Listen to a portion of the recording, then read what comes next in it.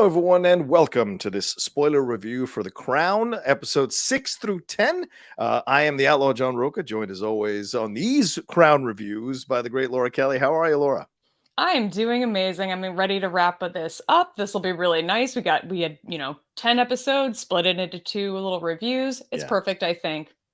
Yeah, absolutely. Yeah, the first 5 episodes we did, for those of you who may be clicking on this interview for the first time, we did a review of episodes 1 through 5, a spoiler review, breaking it down here for season 5. And, I was worried about what we were going to get in episodes 6 through 10 because I had some issues coming out of the first 5 episodes, wanting to see a little more of some other stuff with John Major, wanting to see a little bit more of stuff with Diana, wanting to see a little bit more of these storylines that they were laying out. And I don't know if I left overall 6 through 10 feeling like that was accomplished, but there was a lot over these episodes here, Laura. The back half of the season, we explored more with Elizabeth, feeling once again this predominant storyline throughout the season of feeling like she might be out of touch with what's going on, out of date. She even is meta by saying even the TVs are a metaphor in one of the episodes for what she's feeling. We see more of Charles being frustrated in the role that he's in, wanting desperately to be king already, but also bristling at the idea of having to be in this position of wanting to do more. We see Diana and Charles's relationship, or just the dissolution of that relationship and the marriage throughout these back 5 episodes here as well. And we get a little bit more with William. We get to touch in with William and see what his experience is like through all of this. And eventually we do touch base again with Mohammed Al-Fayed and with Dodi Fayed, setting up what I imagine will be a pretty tough few episodes of season 6 for sure. So a lot that we explored here, and some brutal moments as well, if we're thinking of episode 6. And I think some really wonderful moments of wonderful scenes throughout these back 5 episodes here that we're going to talk about. Laura, what's your overall feeling now coming out of episode 6 through 10 about what happened here, and also maybe a little bit of what you feel about the season overall now? I think this latter half of the season, I was a little bit underwhelmed by the Yeah, end. I yeah, really enjoyed episodes 1 through 5, yeah. 100%. I mean, everything, they checked most of the boxes for me. I was sort of hoping, I think, like you, that we would get a little bit more Johnny Lee Miller as Yeah. John Major. We got a little bit more in this latter half, but really still not a ton. Hmm. So I'm a little bit disappointed we didn't get more of him, because he really was, especially in episode 9, which we'll get to. I thought Hmm. he was really instrumental, at least in this version of the story. But I really just enjoyed him, and I just don't think we got enough of him. Hmm. But overall, I think by the time I got to the end of it, I was just, especially like, since this first episode that we're watching for this review, episode 6, was so explosive. Yeah. Like, Yeah. by the time we got to the end, I was just like, oh, that's how it ends. Okay, got Yeah. it. And just look forward to season 6. I will definitely watch it. But yeah, this overall, really enjoyed the beginning. I enjoyed a little bit of stuff in the middle. The end, I just felt was a little bit underwhelming. Though I say that in episode 9, I think was my favorite of these 5 that we watched. 100% agree with you. Episode 9, I think we're both on the same page on that. Episode 9 was fantastic. I mean, it was a reverse When Harry Met Sally. Just like Yeah. having to see these couples, and very well acted. All these actors deserve a lot of love for coming in, delivering what they delivered with just a few lines, and conveying what was happening in their marriages as they were falling apart, or as they had fallen apart. I thought that was some of the best acting I've seen in anything to do with The Crown, and there are some great performances in The Crown. So I was really moved by that, to hear the real stories. And these people felt like real people going through these almost felt like documentary style, the way they were explaining this, and then seeing what was happening with Charles and Diana in a grander scale of what they were going through. But in the end, it's all about two people being in two different places and growing apart. And it was such an interesting exploration of all that in episode 9. I agree with you 100%. Let's jump into the main storyline here and get that over with here, which is basically the Queen. It is called The Crown, so it is about the Queen, and she feeling more and more like she's out of date, Laura. Her husband wants to hang out with Penny and forces her to accept it. We see her as struggling, as I mentioned, with the TV with William. We see Charles lambasting her, saying that her principles and how she was taught to rule was from Queen Mary, I think, who got her stuff from Queen Victoria. So there's this whole feeling throughout that she's kind of out of step. We have the vote for the monarchy. Should the monarchy stay or not? We have these attacks on her. We even have these moments where her old school attempts here of having a friend whisper to her husband to do how can I say this, a puff piece essentially on the Queen through the BBC, have that fall apart, where that there's no way that would have happened in decades past, but it happens now. So throughout this entire last 5 episodes, it continues what we saw in the first 5, which is this feeling of the Queen being out of date. But I think it also allowed for Imelda Staunton to do some really incredible quiet acting and reserved acting, and everything coming through her face. As I said in our first review, it's shocking to see her play the character this way and be so effective at garnering sympathy from you as you're watching her go through this, even though you remember how cold she was at times when Olivia Colman played her in the last season. Exactly. And I think you mentioned this last time, but the fact that Imelda Staunton played Dolores Umbridge in the Harry Potter movies, and this is like such a different role. And I think, probably for a lot of people, that's what they sort of know her for. And I'm in that camp too. So this really was, I think, a very rewarding experience getting to watch her throughout this episode, because I think she just did a phenomenal job, especially at the end. I mean, and I say that the ending left me a little underwhelmed, and it did storyline wise, but not in her acting by any means. I mean, those sort of final scenes with her, the look on her face is just almost like resigned, but also then like there's like a little sort of like determination in there. And I'm just like, how are you doing both of those things on your face at one time? It's incredible. So I really enjoyed her this season. This season definitely did focus, I feel, almost more on like Charles and Diana. Maybe it was like an equal playing field with the 3 of them, but it just feels like she wasn't actually in the show quite as much as Olivia Colman was, and even as Claire Foy was. So overall, really enjoyed her storyline. I kind of thought that the Britannia metaphor, I thought that worked for the most part. They didn't harp on it too much. I don't think they went at it too hard. But the fact that Charles seems to be one that keeps bringing all of this stuff up of her sort of being out of touch and out of date, it's just still so interesting to me, because I'm like, we think of like what Charles is now, and I just don't know what Charles was like back then. And I'm just curious if like, is this really like a good portrayal of sort of his values and the way that he interprets things as in his role as the to-be heir. It just is, I'm kind of curious, because I don't have as, I think I mentioned this last time, I don't have as good impression of Charles in general.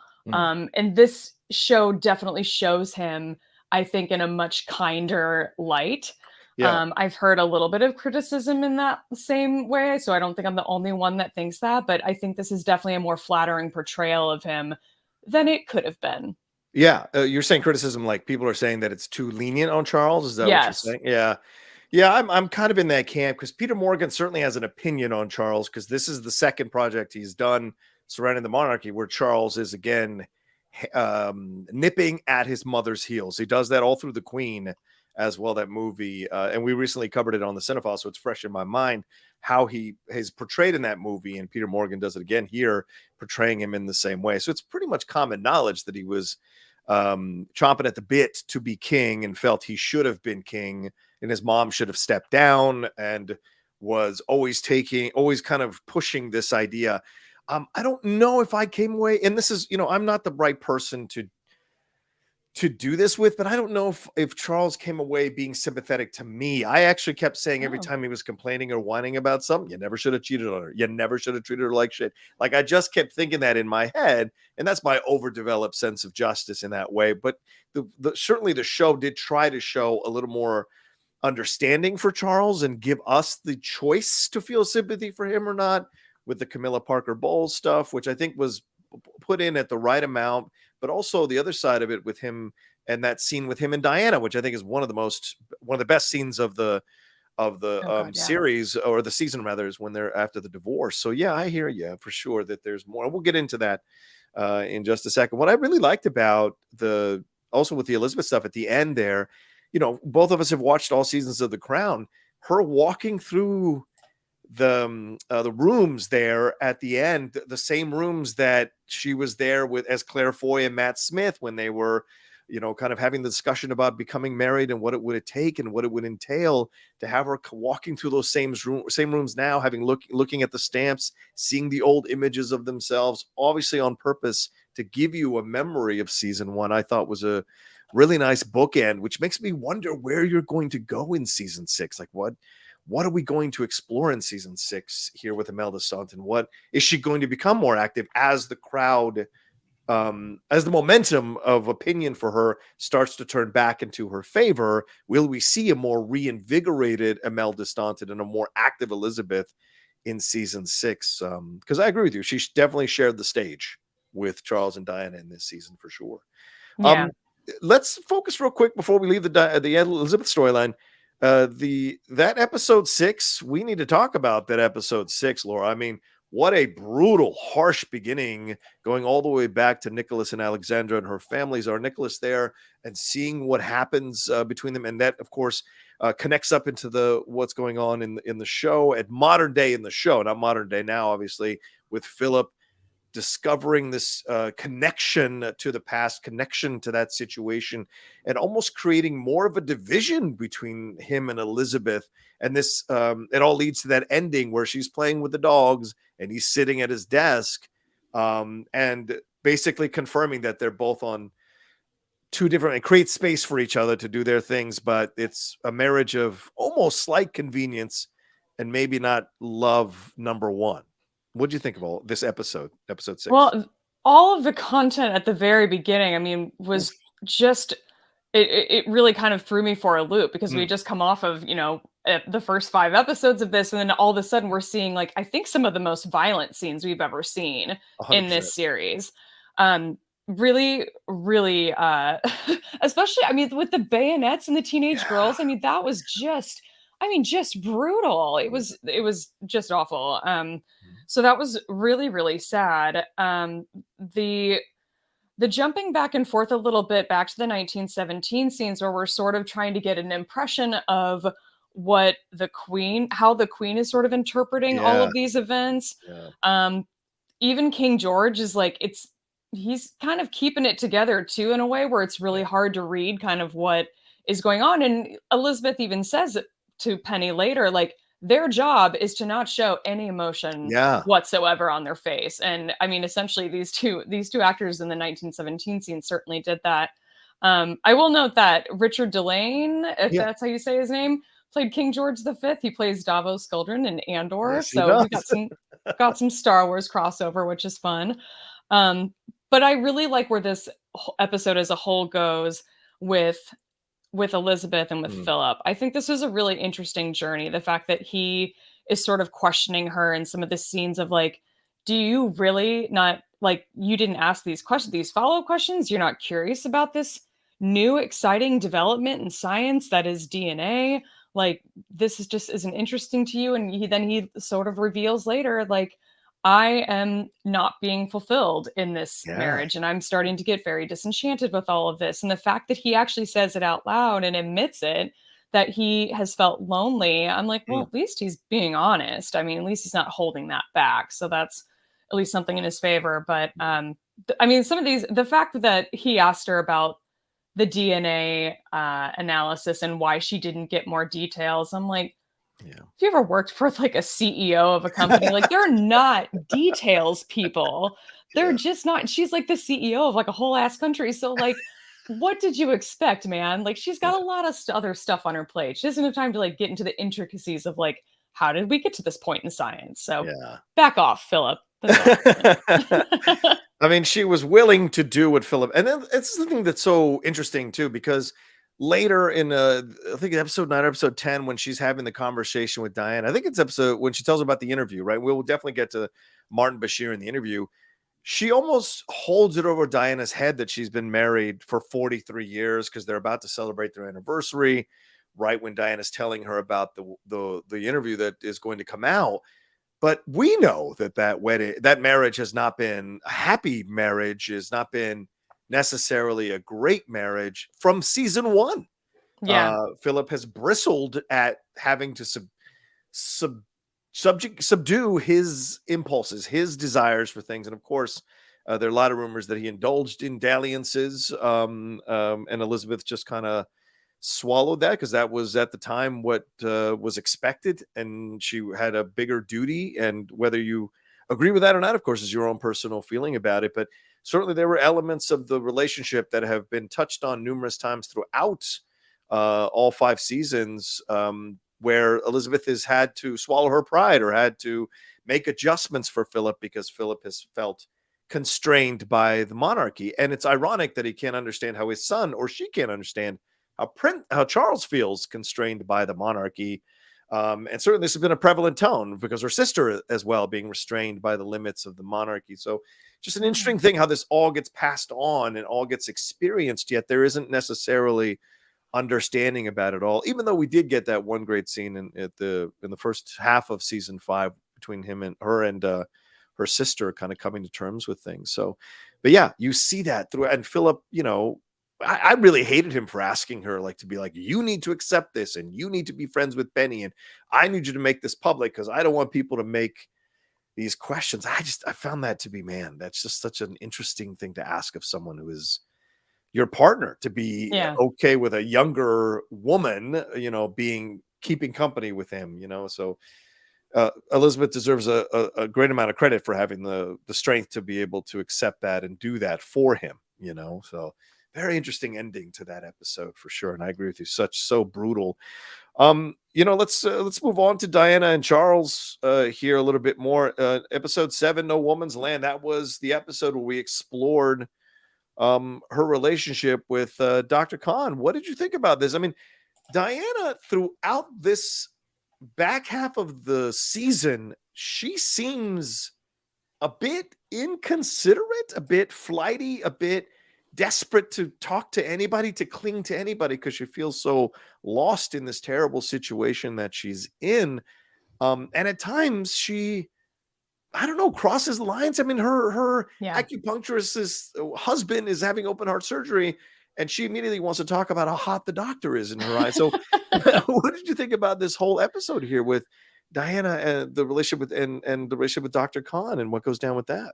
I mean, I certainly took note of that scene too. The fact that her friend clearly does not want to indulge in this conversation, and Diana just keeps going with it. And it's, we talk about how, you can kind of decide how you feel about Charles and how they interpret him in this show. I think they're trying to push a little bit of that with Diana, because in this scene in particular, and it comes up again, this self-absorbed lack of self-awareness in that scene. It's not the only occurrence in this series, and at least in this latter half of the series. I mean, when she's talking to William on the phone later and trying to tell her about this new guy she's seeing, I'm just like, I mean, if my parents had done that when I was in my 20s, I would have been upset and been like, can you please stop? The fact that he's a young teenager and he's in the role that he's in, I'm just like, oh man, that would just be hard. And she seems so sad about it that she can't tell him about this. But at the same time, we kind of know that she doesn't have a lot of friends. Right. When she's trying to give references for all of the stories she's telling the reporter in the first half of the season, she's like, oh yeah, my astrologist and my doctor and all of these other people that actually are on my payroll. I'm like, oh, those are all your friends, which is so sad. But I actually really enjoy their their first little date with the vending machine. I just thought that was really cute. I have some friends who actually have they're a couple and they have a sort of similar story where their first date was it was this sort of situation like that where it should have been this big grand thing. You'd think that would be the case, but it was just this very laid back, very low budget first date. And I just thought it was kind of cute. Nice. So I enjoyed those scenes with him in particular. Yeah, I thought he did a really nice job. And look, I looked it up, and this was a legitimate relationship. She was really in love with him. She was, and I did some research on this. Some of her friends said that he is the one that got away.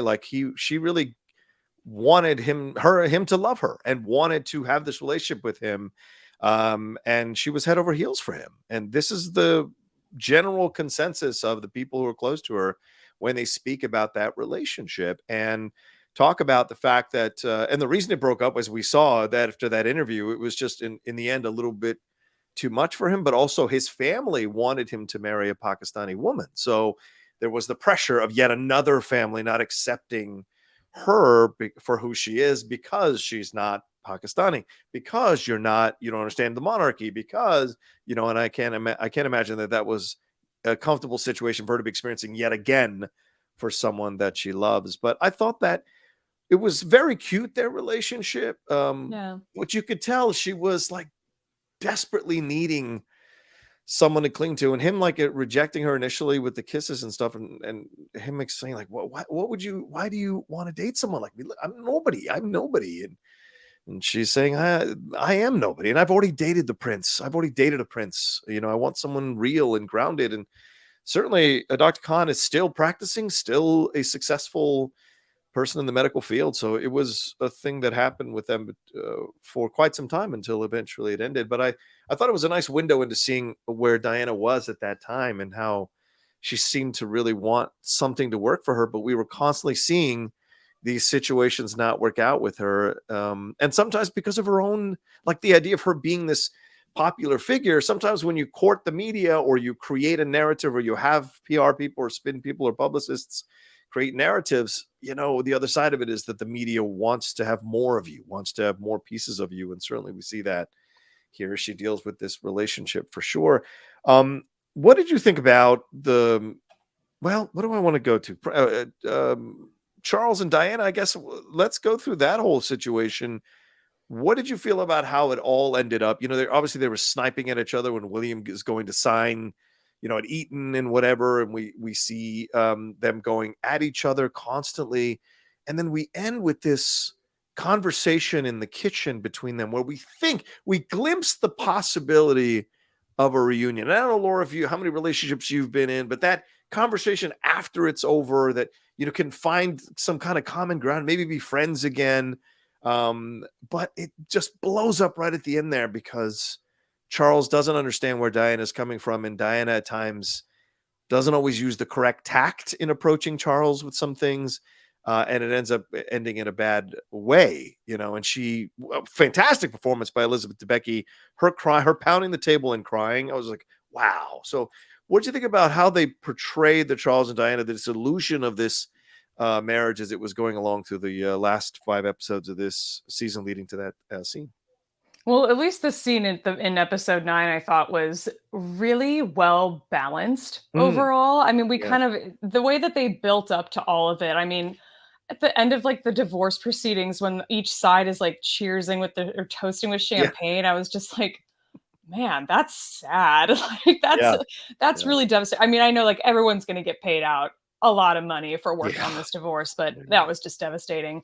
But the fact that this little reunion scene that happens at what I think was her home, has some like humor in it at the very beginning. I mean, she jokes about like, if I had known you were coming, I would have put on the revenge dress. And he like grabs the like nuts that are sitting on the table and she's like, oh, those have been there for months. Like, I love that we started not only in this sort of friendly, loving way, but they put a lot of humor in the early part of this scene, which I really appreciated.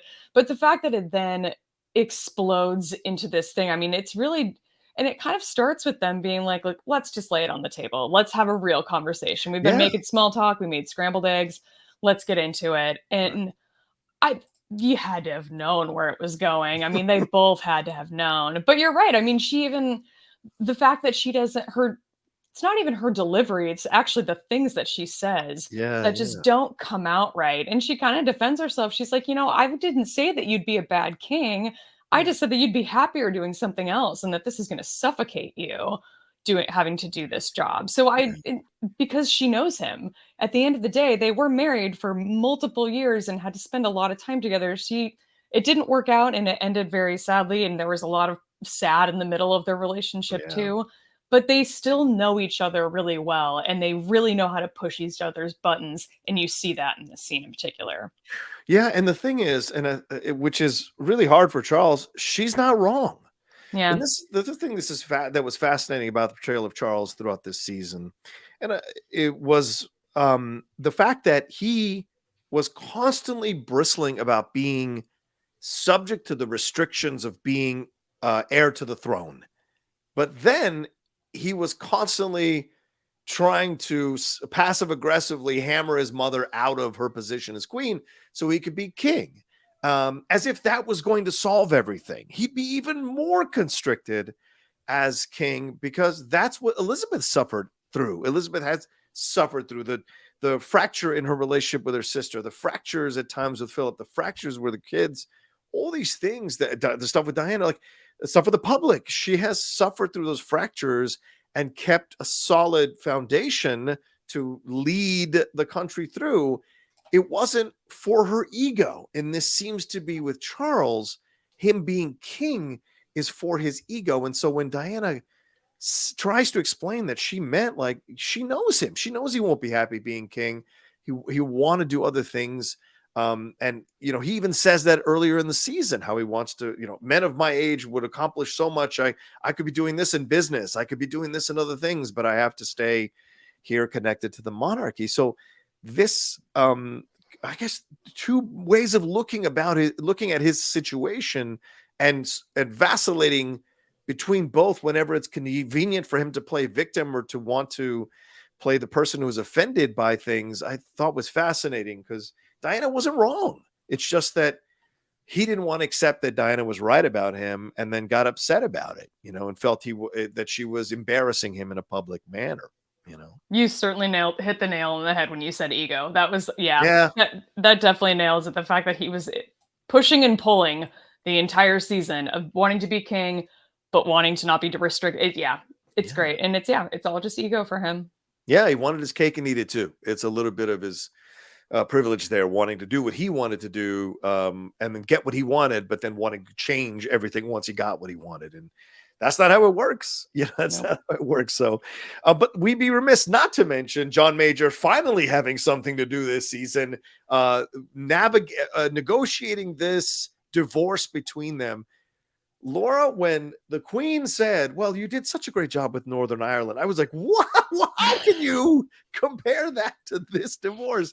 But maybe in her mind, that was it. And it was great constructive writing by the Peter Morgan there. But like the idea of comparing these two warring sides to Northern Ireland and England, I thought was a bit past the line, but also kind of comically out of touch as she seems to be sometimes. So what did you think about these scenes with John Major negotiating this peace treaty between these two parties, which eventually, thanks to the help of a spin doctor, eventually led to them getting the divorce official? Yeah, the fact that she recommends that he does it just really does go to kind of further the fact that she is a little bit out of touch, because Yeah. imagine how overqualified he is to be doing that job. You're a prime minister, It's just, yeah, it's just ridiculous. And to the point where, like, I remember watching that scene and just being like so happy that we were finally getting more John Major in this Yeah. latter half of the season, but being like, pause.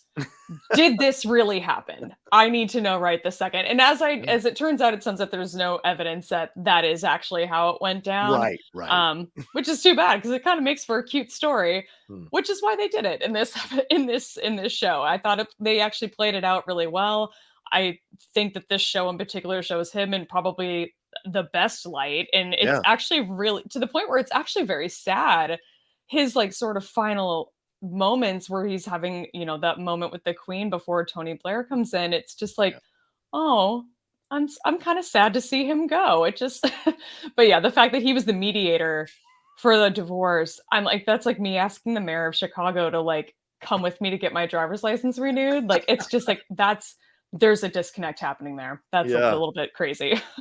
Yeah, I did, and I do think the show kind of did where they had focused on prime ministers more in previous seasons. I think they did John Major a bit of disservice. There was a lot of drama around John Major.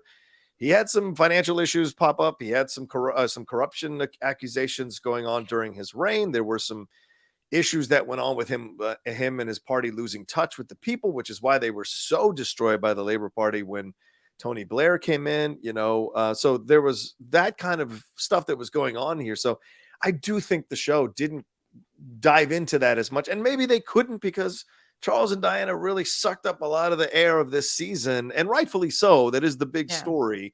I don't know if there are many people like me clamoring for more John Major stories within the Charles and Diana thing, but it would have been nice to have an episode where we get to see a little bit more of the drama that John Major went through that led to him getting destroyed in the public there in the vote there when it happened. So it just would have been interesting because we have that great scene where he's saying to Tony, it's funny, this job. One day you're riding high, you're the second most important person, and the next day you've lost your car, your house, your job, and you're out on the street, and so it would have been nice to have that backed up by seeing some of the drama that he endured and was able to ride through as a prime minister. And he stayed in service until 2001, and then as an MP, and then moved on to do other things, and still around. John Major, for sure. He was at Queen Elizabeth's funeral.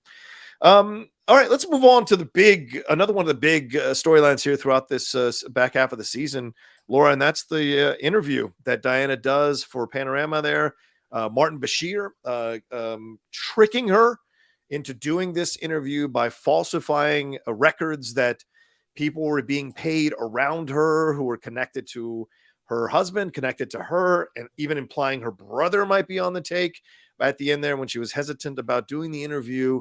And of course, all this stuff has come out since, and the BBC has apologized when it finally came out. And there were whispers back then as that, was it Dookie or whatever his name is, that he implies that he heard rumors of how the interview went down. But he was they didn't paint him in the best light, Martin Bashir, for sure, and pretty nefarious in how he landed the interview. But the interview itself was a massive bombshell, and I thought it was great that we got to see Diana do the interview, but also got to see Diana talk to Elizabeth about the interview and then the repercussions of the interview afterwards. What did you think about how they handled the Martin Bashir Diana stuff and her brother as well, all the way through to the scene with Elizabeth and the scene afterwards? I was so fascinated by this entire backstory of how this interview came to be. I did not know that this reporter had basically created fraudulent documents to sort of trick everybody into thinking that everybody was turning on Diana. And it's so devastating because I don't want to call her naive, but she's got this like sort of childlike innocence about her, and the fact that like she got duped in that way with this reporter and like had all of these conversations. They're like meeting in parking garages, and it feels very sketchy trying to set this whole thing up.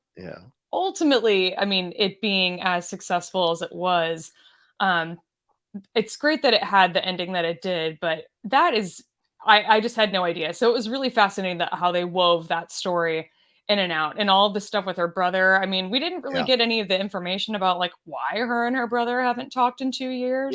But which would have been kind of nice to get some of that backstory, but there's only so much time, and we have to kind of get through it. But overall, the fact that she actually had the balls to go talk to Elizabeth about it before it aired to let her know it was coming, I'm like, that respect. I mean, that would be hard to do, but their conversation is so great. I mean, the fact that Elizabeth is just like, why do you have to air all your dirty laundry to the full public? Like, why can't you keep it inside with the people who are actually involved with this? And she's like, I tried. I really tried to come talk to you. And the fact that we saw that, I mean, we saw Emma Corrin in previous seasons trying to make those conversations happen, and it constantly being rejected. So the fact that we had that sort of backstory, even from within the Crown series, I thought was really useful, because it really it put Diana in a better light in that situation. And it definitely made the royals look quite awful. To the point where she was voting no in that, whatever that scene is later, and that pettiness. I'm like, oh man, that's awesome, actually. I thought, I mean, once again, some interesting elements of Diana. Listen, as a Diana lover, this back half of the season was really hard for me to watch. It was really hard, But, I went and looked this stuff up, and it was, it's based on truth, based on fact, based on stuff that was reported. And so, it's tough. It's tough. You got to kind of accept that there's a fuller picture here about this person that you've kind of admired from afar for a while. And so you have to kind of accept that. And there's a desperation, there's a sadness, but you can also see how someone could see this as this is a person who is clearly just constantly playing victim and wants to constantly play victim with anybody she talks to. And she doesn't understand the ramifications of how it can affect this massive monarchy. And look, her issues with Charles, because they hit at right when tabloid journalism was exploding, ended up being almost the thing that sank the monarchy. You think about that program that we see, I think in episode 9 or episode 8, where they're talking about, who, like you just mentioned, voting no or whatever. And I think the monarchy barely survived, but Charles was a big no, so this whole thing about it all, that she really legitimately could have sank the monarchy. And we'll get into stuff if we can do a season 6 review when season 6 comes out, that will explore how Muhammad Al Fayed felt like what happened to Diana was a conspiracy by Prince Philip and other people involved. And he has launched numerous inquests, or numerous complaints, rather legal complaints and cases, claiming that the family did this on purpose to finally stop her from talking about the monarchy so much, because they were afraid that she was going to actually sink the monarchy eventually. So who knows? It's kind of insane to think about, but certainly she came the closest without firing a shot. She came the closest to almost sinking the monarchy. But I also think the stuff with her and Martin Bashir is really interesting, because I agree with you. I mean, she's kind of naive, but also he's taking advantage of a vulnerable woman in this situation by manipulating these things, playing on her paranoia, which had been something that was known with reporters and with people in the press about her instincts. And certainly we had seen her being wondering if people were taping her calls. That scene with her driving the car and her brakes don't work, which was really scary, maybe a premonition or a foreshadowing of what we're going to see in season 6 with her passing. So there was stuff here throughout that made you understand why she was so willing to buy Martin Bashir's deception here into agreeing to do the interview. That being said, her reaction afterwards when she's watching herself, I think she realized, like, oh my God, what have I done? Like, she understood. And then seeing the BBC guy, Jonathan Britt, kind of take a look at this, and him being like, for the love of God, we're going to lose our careers. We're going to lose our jobs in all of this. So people need to understand how much of a massive bombshell that interview actually was to so many people, and seeing everybody reacting to it, I thought was a really smart decision by Peter Morgan and the production team to show that, Yeah, they really did make the rounds, I think, with all the characters getting to watch it. And that was, sadly, I think, some of the only content we have of Margaret in the latter half of this season. We got very little Margaret content, and I'm very sad about that, because her episode, the one that sort of centered on her earlier in the season, I thought was great. Yeah. We saw no Anne, right, in the last 5 episodes at all. She just kind of settled her stuff. She's in love, and then she's gone. So that was interesting as well. So I want to give some love to the actor Prasanna Puwana Raja. I hope I'm saying that right, who played Martin Bashir. I think he did a really good job. Yeah, and Martin Bashir, for those of you who want to investigate it, he tricked one of the editors there to create those like payments. Bank statements. The bank statements, all of that.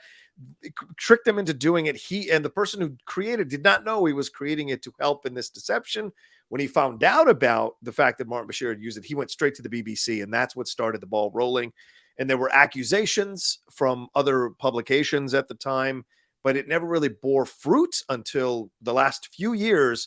Finally, I think in 2021 or 2020, someone came forward with evidence of all of it, and that's when it got reported, and that's when Martin Bashir admitted to some of the wrongdoing. He didn't admit to all of it, and the BBC issued their apologies. But yeah, it pretty much shamed Bashir, who had been a bit of a Piers Morgan type journalist at the time anyway, back into a side. So I like that they explored it all in what we got here. Let's just move on to another part of this here. What else can we talk about? I wanted to talk about some else.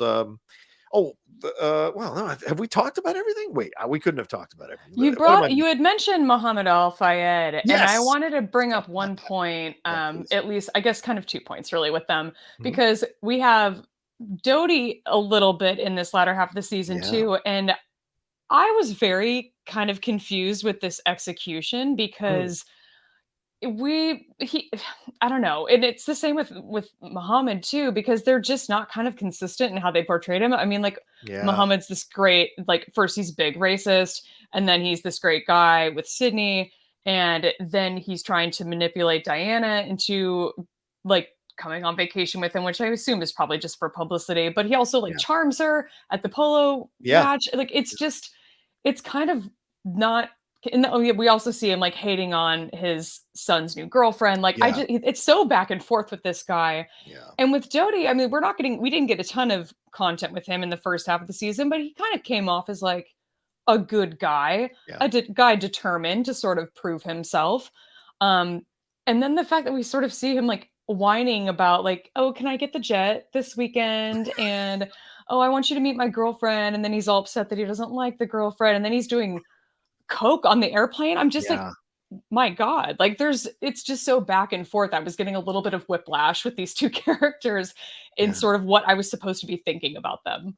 Yeah, I agree with you because we had been shown a very interesting underdog story with Mohammed Al Fayed, because he is from the wrong side of the tracks in Egypt there, and he ends up creating this massive empire because of his drive to emulate the royals, to want that money, to want that status. He's driven to do all of this.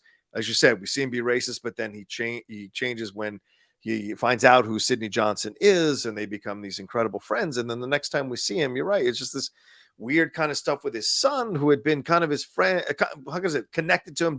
He had fought to have his independence, and then he wins an Academy Award, but we don't see the deterioration of that relationship because Muhammad Al Fayed says to his son, like, I've put up with your failed movies, all these movies that have failed after you did that Chariots of Fire, and now you want me to meet this woman, and what, you want to get this house, and you want me to spend $50,000 in gas to send the airplane out, and then you're having this situation with this one. And by the way, this actress ends up suing Dodi Fayed after the pictures of him and Diana came out, because we see at the end of the season that he's giving her the ring and possibly going to marry her.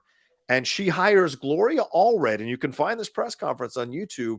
And they are suing Dodi Fayed, claiming that he had promised to take care of her and marry her, and so they want damages for the ending of this relationship because they claim that she had given up her modeling career and her acting career to be his girlfriend, and so with promises that she would be secure financially. So this becomes a big deal right around the time, because Diana and Dodie get a picture taken of them on that yacht that we're heading out to with Muhammad Al Fayed at the end of season 5 this season. So this will bear fruit in season 6, but we see that happen. But yeah, you're right. An inconsistent thing. I don't know how to feel about him because I was cheering for him, but now he's doing coke and he's got this woman he's bringing, and he seems to be like a spoiled kid. And so there's a lot of inconsistency here, and the dad comes off like a real jerk. His own wife even says, I was a model when you met me, and so there's this kind of disconnect about it all. So yeah, I agree with you. I wish would have had more time with them, considering how great of an introduction we had of them in the first 5 episodes. Exactly. And I imagine we'll get more content with them in the final season in season 6, which is being filmed now, which is exciting. They did have a little bit of a pause out of respect when Yes, of Queen course. Elizabeth died, but they're back at it, and very much looking forward to seeing how this plays out, because as I understand it, it is going to be approached in a very sensitive way. Yeah. We're not going to see a moment of impact or anything. Yeah. As I understand it. So I'm looking forward to season 6, but be curious to see sort of how he's portrayed in the future, in future episodes. Yeah, for sure. I didn't bring up the Camilla Parker Bowles, Olivia Williams. Thoughts on how they used her throughout the back half of this season, and did you feel any sympathy for her as we were seeing her struggling with the paparazzi outside, dealing with the judgments on her, referencing that famous article that was written about her that complained about her dandruff and what have you, and then eventually needing a spin doctor to maybe turn this public perception of her and Charles's relationship around. What did you think about this? How they played that little subplot throughout the whole back half of the season?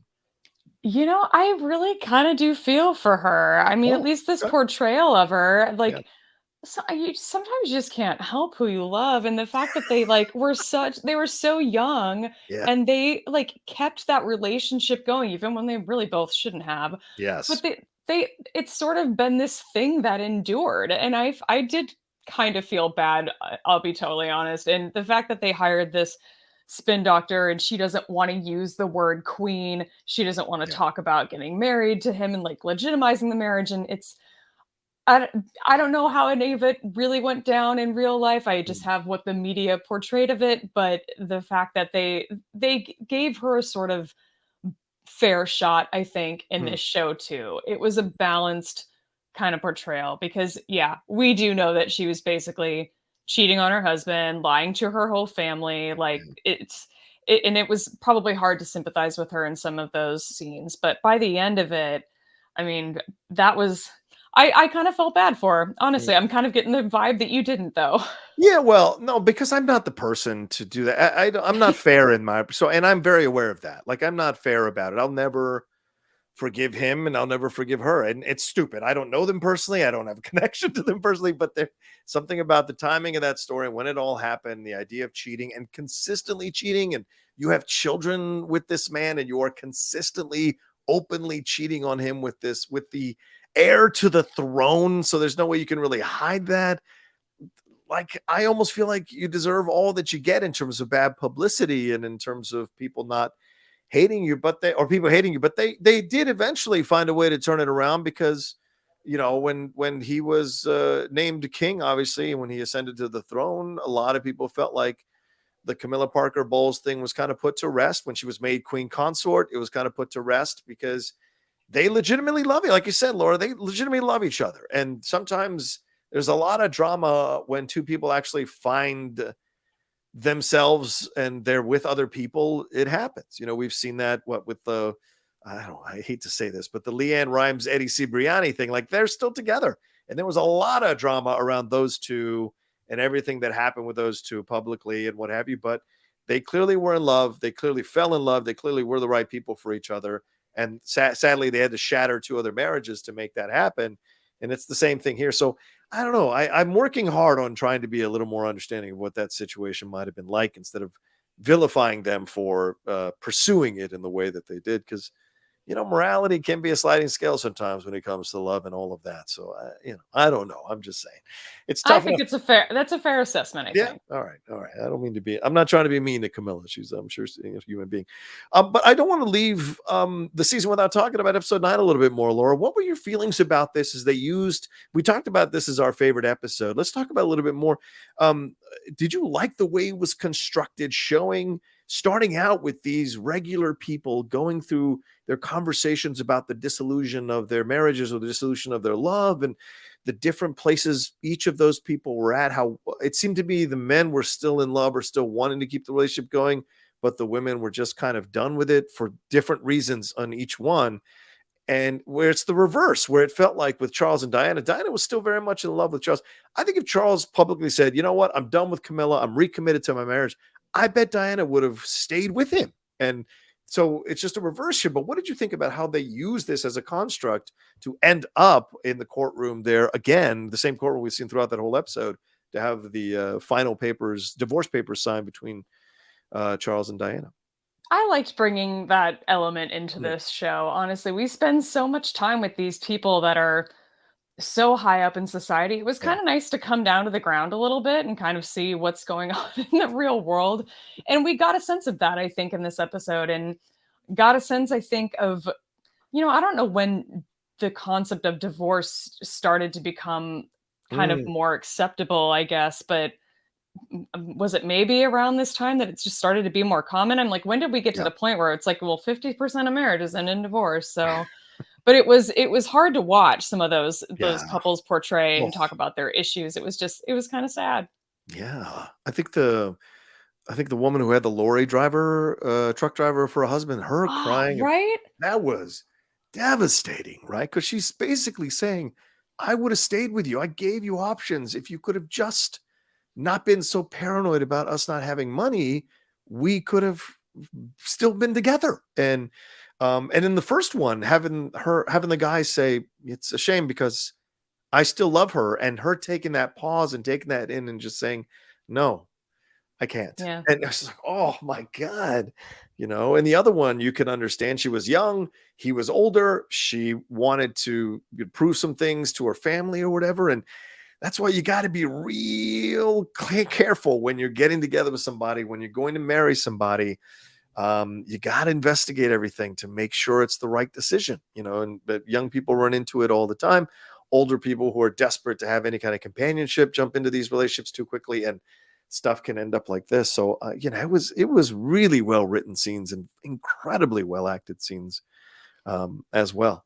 Um, is there anything more that we need to touch about? I mean, the paparazzi, certainly we saw that as a part of this whole situation, but is there anything else that we missed, or anything that you want to kind of ding the back half of the season for that we haven't dinged it for yet? I mean, one thing I thought was really sort of interesting Mm, was how much Queen Elizabeth was so against Charles getting divorced and Charles yeah. pursuing this relationship with Camilla. And then by the time we get to this episode 9, she's writing them both letters where she's Yeah. like, we you need to do this. We would actually prefer that you do this now. Like to the point, but it was that bad. And she was all of a sudden, the morality of it all and how the fact that his wife isn't dead. He's not supposed to get remarried unless his ex-spouse is like, it's just all of those traditions got sort of thrown out the window. And at least in this episode, they kind of portray it as like, this is in the interest of William and Harry. Yeah. This is to not traumatize them and cause them any pain, more pain than they've already been through and having to probably witness everything that has gone on between Charles and Diane over the years. Yeah. Well, it's kind of interesting too, because that scene with Diana and Elizabeth when they're talking about the interview and she's just like, we've heard all these complaints 1,000 times before. What's different now? And her saying how, she tried, like you said, she tried to go to her multiple times. Elizabeth's reaction, to her credit, she takes that in and she's like, yeah, she's right. Damn it, she's right. She did come to me. I did ignore her. I did not take the meetings, and so there's a part that she plays in all of this. A little bit of blame that you could slide toward Elizabeth, because who knows what those conversations could have yielded. But I want to ask you, Laura, do you think, because in the end, when they're having the phone conversation, Charles and Elizabeth, after the divorce papers have been signed, she takes Diana's side a little bit and says it could not have been easy for her either. And Charles has to look up and kind of swallow his pride. Great stuff by Dominic West, by the way, all season. And then say, no, I suppose it wasn't. So do you think because Elizabeth, at some level, at least the way it's portrayed in the series, right, knows that she's in a kind of a marriage slightly of convenience, and maybe would have loved to get out of the situation to be with someone who loved her for who she is. And certainly episode 6 reinforces that he doesn't really love her for who she is. He thinks who she is so different than who he is, and that causes issues between them. Do you think that she kind of admires Diana for getting out of it, kind of admires Diana for breaking out of the monarchy? Because I'm sure there are probably moments where she has wanted to run for the monarchy and couldn't because she's queen. I certainly thought that she was Queen Elizabeth was sort of projecting a little bit some of that, especially after this Mm. conversation she had with Philip, where he was telling her that he was feeling disillusioned with Yeah. all of it. I Yeah. imagine that all of those things are running through her mind when she sort of has this final conversation, and sort of empathizes with her. I mean, Mm. there was a scene I think where she had sort of confronted Margaret and said like, "Oh, we all thought that you guys that you sort of you and Diana had a sort of friendship, Oh, right. understanding." And she's like, Right. "No." So like, I mean, Diana she had no connection to this family Mhm. whatsoever. It really, it couldn't have been easy. The fact that they spend so much time driving home that this is not a family, this is a system. Yeah. And she just couldn't get integrated into the system in a way that would have made anything successful for her and Charles in any way, and it's just really sad. But the fact that we do get just that little glimpse of understanding, and we kind of see it all playing out for Elizabeth, where we're just like, do you really have a right to say that? But okay.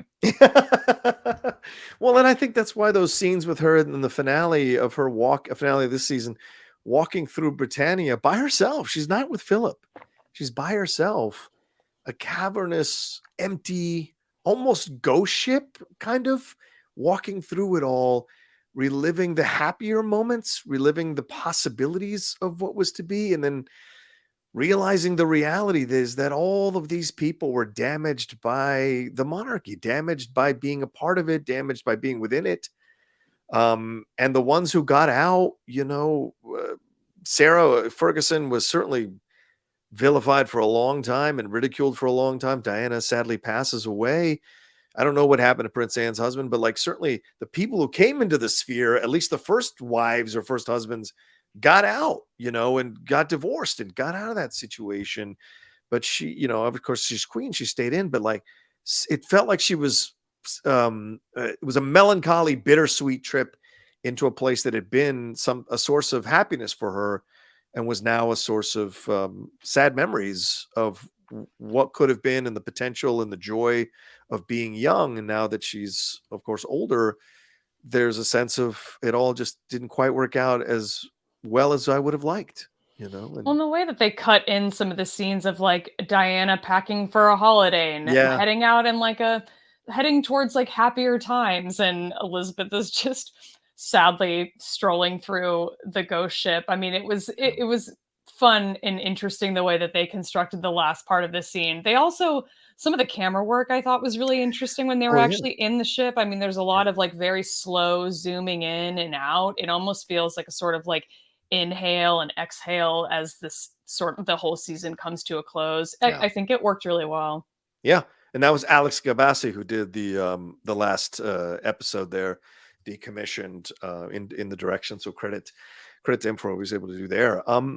Also, one last thing, Tony Blair. What did we feel about the introduction of Tony Blair, who will obviously be a big part of season 6, at least for a few episodes? What did you think about him? I kind of half expected a de-aged Michael Sheen to show up. So what did you think of the character or the actor they've got for Tony Blair, and how he came in, and the symbolizing of the new Labour Party and wanting to change Britannia and buy a whole new one and just name it New Britain? Or what did you think about all of that, how he came in? I really liked that they brought him into this story at the very end. I'll be curious to see how much he shows up in the next season. I don't think I'm familiar with this actor. I didn't actually look him up, but I did think it was kind of funny that he reminded me a little bit of Hugh Grant, and I was like, was he supposed to be like Tony Blair in Love Actually? I don't think he was, but it was just a sort of interesting coincidence. Yeah. But the fact that he comes in and he's this progressive guy, and he has this conversation with Charles, who's now had this conversation twice with 2 prime ministers, where he's just here's what lays out why I should be king. Right. Tony Blair walks away from it, I think, very differently than his predecessor did, talking about how Charles he's energetic, he's a human being with a beating heart. He seems to have a genuine desire to actually help. I mean, I think that at least that relationship, I think, will be sort of fun to see that play out in the next season, because we only got this little taste of it in, I think, this last episode. Yeah, I like Bertie Carvel. He's a really good actor. I was a fan of the series that he did a little bit ago, Jonathan Strange and Mr. Norrell. He was the lead of that, and he was fantastic in that. And for Laura, Star Wars connections, he is the Imperial Agent Male on numerous Star Wars The Old Republic video games. So he is connected to Star Wars in that way, for sure. And he's been a number of things here recently that have been. He was in Tragedy of Macbeth as Banquo as well, in the Denzel Washington one that came out last year. So a good actor, and I like him stepping in to play Tony Blair. And his wife, for those who may not know who are watching, his wife was an anti-monarchist. She was not a fan of the monarchist. She was very vocal about not being a fan of the monarchist. And she was a very famous lawyer, solicitor in her own right. So this was very much a power couple that came into power here when Tony Blair came into power. So yeah, it's going to be fascinating to see how that plays out as we go into season 6 for sure, because it is a huge part of the Queen when you watch that movie. All right, well, there you go. That's our spoiler review, wrapping up the last 5 episodes of season 5. We thank you so much for watching this. Thank you, Laura Kelly, for joining me for this review. Any final words, and where can people find you and everything you got going on?